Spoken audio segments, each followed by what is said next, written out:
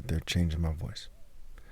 So I just had to park on the side of the road because the usual places I make videos, and I have many places, there's people doing things in a way that makes it difficult for me to make videos there. Which brings me to the term gangstalking, right? Gangstalking is a play on words for gangs talking and gang stall king.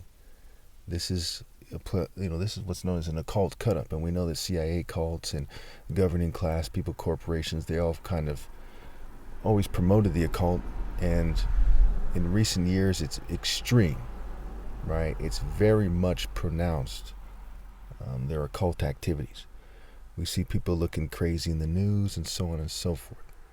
Okay, and so part of what they're doing is trying to mess up my brain so I seem like them while they try to do the talking, and there's no practical application.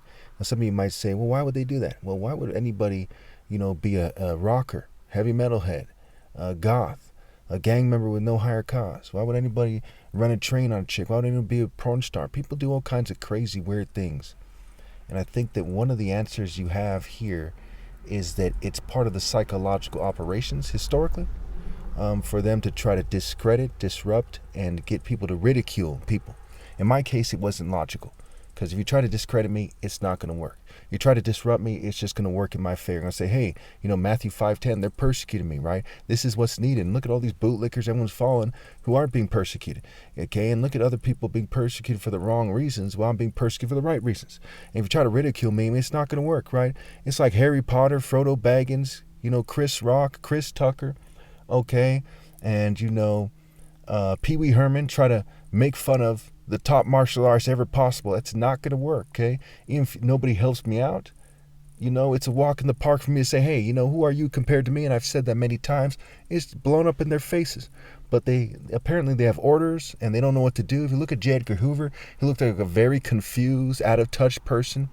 He was mixed between crazy, he was caught in drag, as the story goes. I don't know if it's true.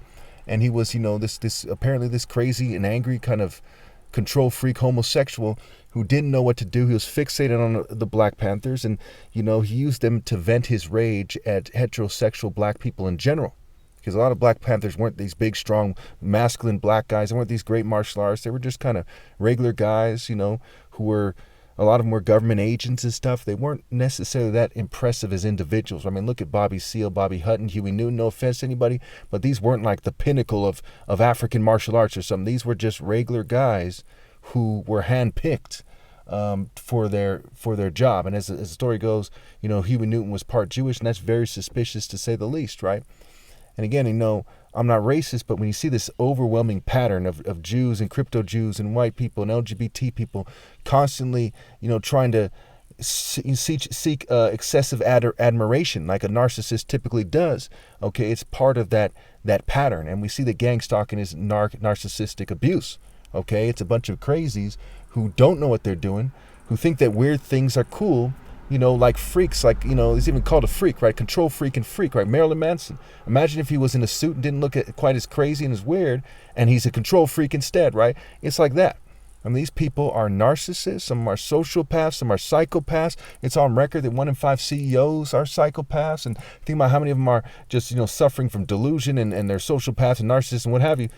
On top of that, I mean, there's just crazies everywhere, and they have all kinds of crazy motivations. They don't care about being disciplined. They don't care about honor. They don't care about God. They don't care about righteousness. They don't care about how it affects their family. They think that if they just go after money, like, King Midas, I believe his name was in Greek mythology, that magically works out for them. They ignore the Scrooge McDuck. They ignore the King Midas. They ignore Dr. Doom and Lex Luthor and the lessons that we get from these popular culture characters, and they just fanatically pursue this. If you don't believe me, look up Jewish materialism. This is like the most popular philosophy here in America among Jews is Jewish materialism. Okay, even with Orthodox Jews, they're after the money. Now, it's not an anti-Semitic statement. Look it up. If you don't believe me, matter of fact, I'll dig it up and make a video about it. Before you accuse me of anti-Semitism in this video, look up that term, and I'm going to make a video about it.